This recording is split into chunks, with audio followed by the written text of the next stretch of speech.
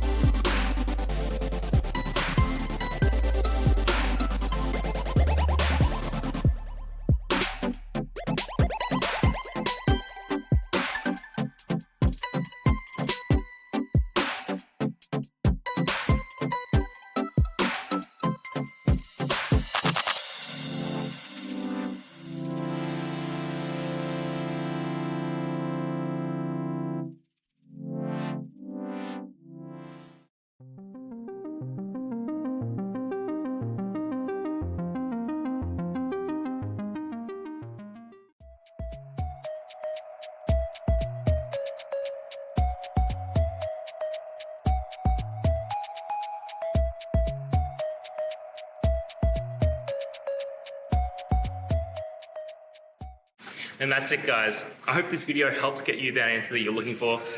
Now, I'll see you next time. Please subscribe for more question and answer videos. And if you have any more, please just shoot them through in the comments. Have a good one.